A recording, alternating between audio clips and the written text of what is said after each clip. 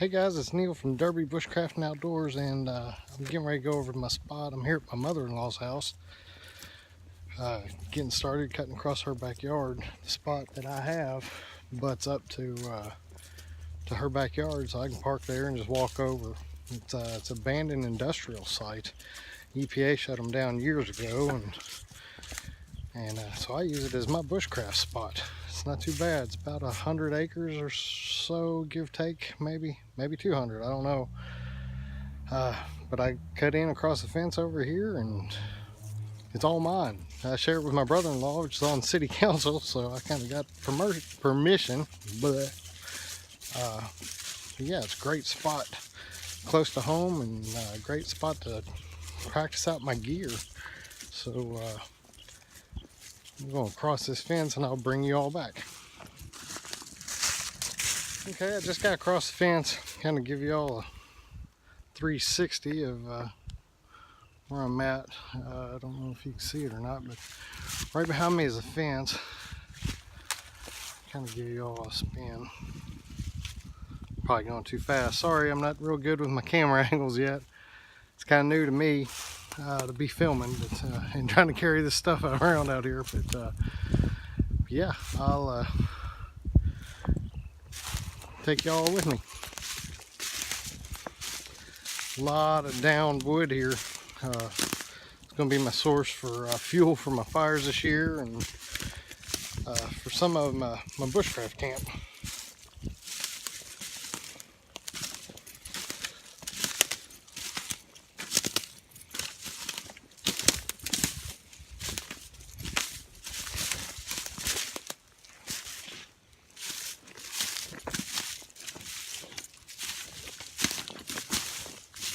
Coming up on a cedar thicket up here.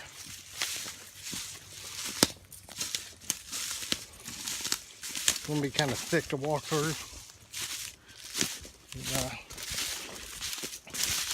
Might have to bring y'all back. It's going to be kind of hard to navigate through all this thickness. Alright, I just made it out of the cedar thicket.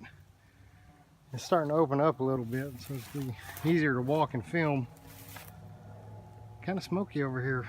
I think it's some people in the adjoining little town here burning some brush. Hope nobody's back here with me. Yeah, I'm gonna walk away and leave y'all with me here for a second. Coming up on a little access road I usually take to get back to my camp, so sorry about the bright sunlight. It's at my back and shining right down on the camera here. There's the source of the fire. There's the main gate to get in down this little walkway right here. It kind of goes down that way. Give y'all another pan here.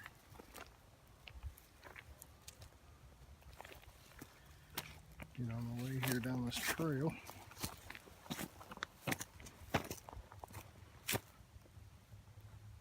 Okay, here in a second we're going to come up on the main building on this property. The business that was here used to repair rail cars for trains, and kind of got in trouble for dumping the stuff out on the ground. The EPA shut them down, and the state came in and cleaned everything up. And I think the state currently owns the place, but the only thing that can be built here is heavy industrial.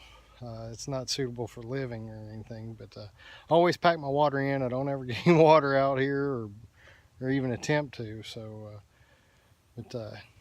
yeah, you can see right over here is the old building there. It's one of the main buildings. That's where the rail cars came in, and they repaired them and cleaned them out and dumped all the good stuff in into the ground. Imagine that. Before it was a tank car repair business. Back maybe about 100 years ago, the the land used to be distillery. And from aerial views, you can see where the old distillery warehouse is set. There's huge concrete pads here. There's about 4 or 5 of them on the property. But yeah, just a little bit of history there. I'm not sure how long they were open till, but I think the distilleries were opened up probably till the 60s, 50s or 60s. I'm not for sure. I don't know. I don't know the history that well, but I do need to research it. So, coming up here is, I think, like a utility garage type structure. And you can see it's pretty worn down.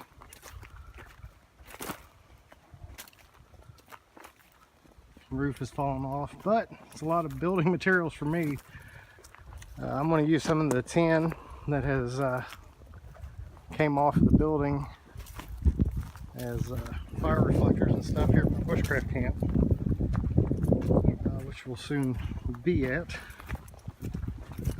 I have 2 or 3 camps out here. One is a lean-to camp.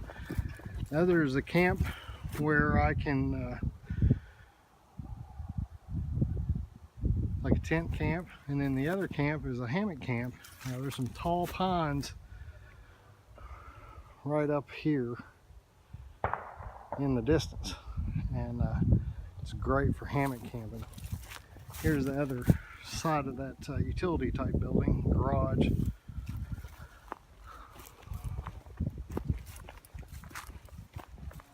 Of course, it's abandoned. People bring all their crap out here and dump it, and of course the usual graffiti.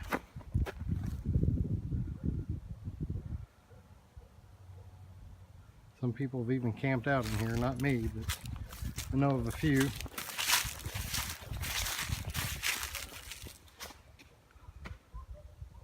I'm gonna come down here and get these center blocks and use them for my fire. Gonna make a nice fire pit at my lean-to camp.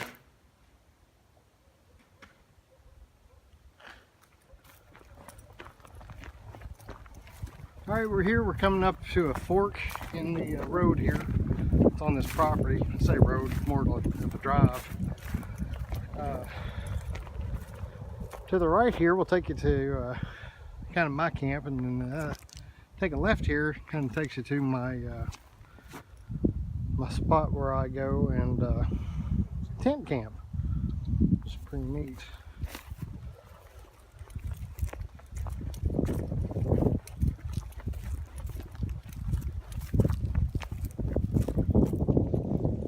Here in Kentucky today, Black Friday, it's actually pretty warm, probably mid-50s today, so I'm just wearing a flannel shirt and a long sleeve t-shirt underneath, and then maybe a little cotton t-shirt under that.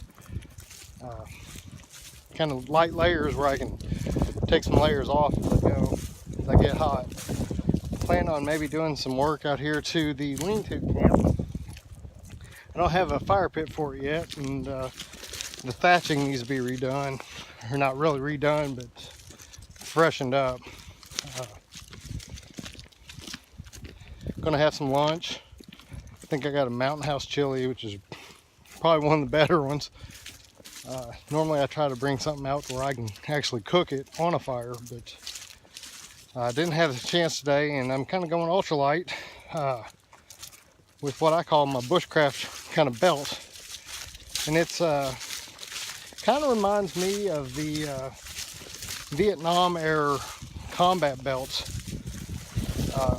with an H harness here, and then back there. So it's kind of a minimalist kit, but I got it down to where I think I got enough gear on me to where if I had to, I could spend the night. As a rule of thumb, I usually always try to pack enough gear on me for an overnighter. You just don't know what's going to happen or come up, what a situation may arise or anything. So I always try to carry enough gear to at least get me through one night comfortably, kind of comfortably. But yeah, next video will probably be a loadout video on this setup. So Here we're walking up to the section of the property with the tall pines. This is where I plan on building maybe a little place to do my hammock camping this winter. Super pretty, I think.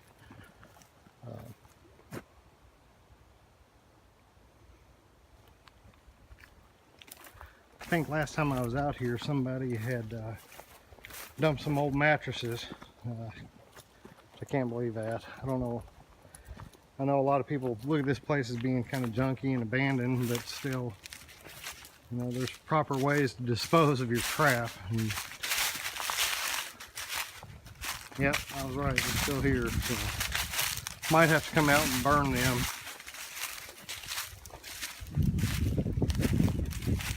As soon as it gets cold enough. Dispose of them properly. At least try to get rid of them. Can't believe people do something like that. It's kind of crappy. But I thought I'd bring y'all over here and show you. This is where, obviously a great place to go hammock camping. But yeah, we plan on doing some hammock camping this year with our underquilts. The colder the better. I'll bring y'all back to my, when I get back to my lean-to camp here in just a second. Okay, I stepped off the beaten path and came over here to try to find my Bushcraft Lean To camp. It's been a while since I've been back here. It's pretty thick all the way around. If y'all hang tight, maybe we can find it together here.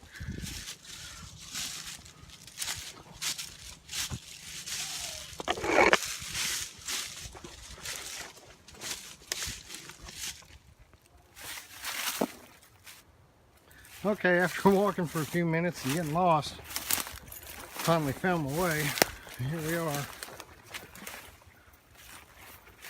Everything looks good since last time I've been here. Got some wood stored in there still. One of my buddies' lean-to, still a work in progress. I think he might just throw a tarp over his. I don't think he's gonna box his in like I did mine. But, yeah, here's the camp.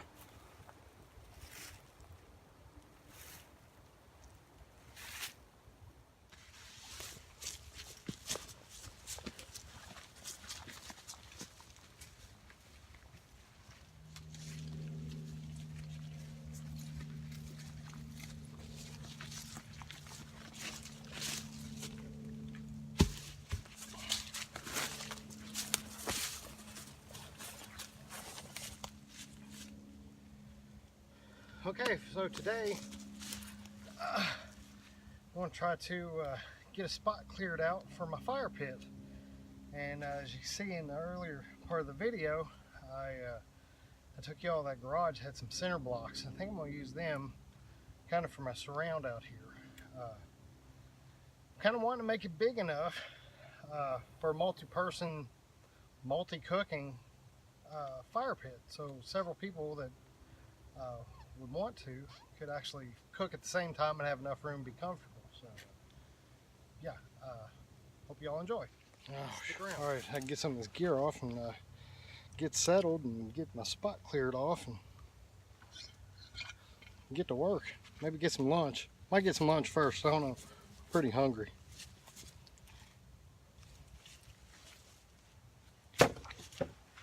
Okay, I thought I'd bring y'all and shoot a little bit of my belt system here that I brought with me. Right here is a IFAC pouch, but I use it for a possibles pouch. Kind of does have a little bit of first aid in it though.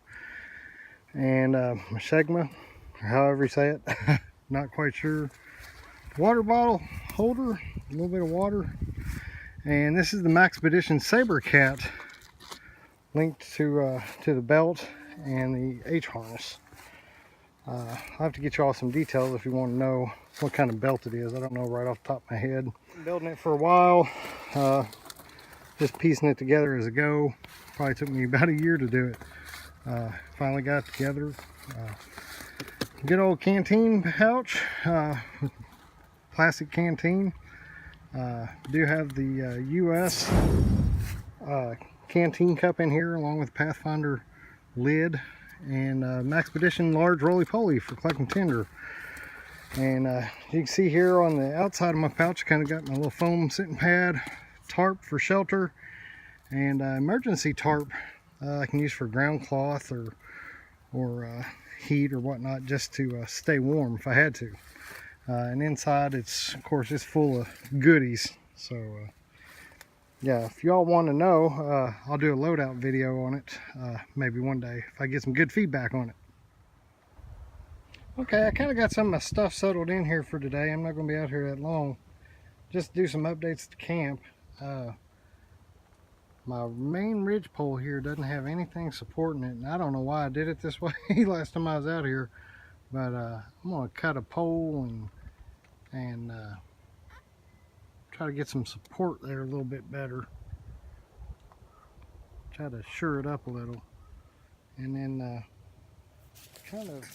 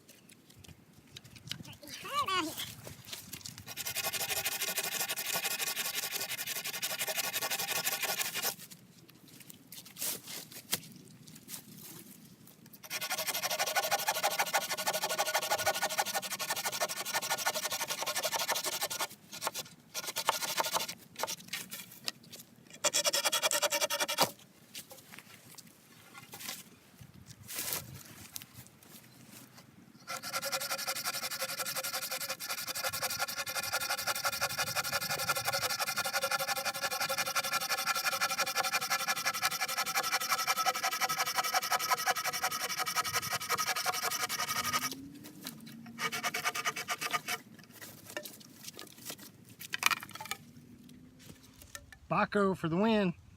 Had a silky gum boy. I broke 2 blades, cutting not much bigger stuff than this in diameter. Okay, a couple of Canadian jam knots. Got the support pole shored up to the other pole, and then it looks pretty sturdy. The Canadian jam knots were going to hold it there, I believe. So pretty good.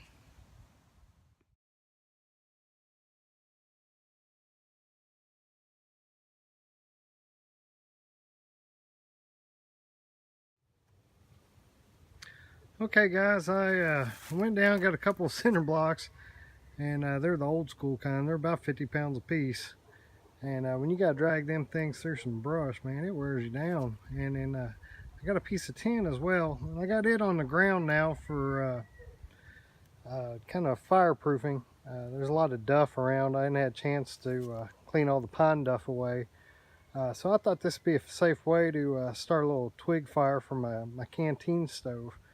Going to give me a little brew going, as they say, and fix me maybe some hot chocolate, tea, or coffee. And then I might do the mountain house meal. But yeah, I thought it was pretty nice for right now. But all these materials are going to be used for my fire pit and reflector, so hang around.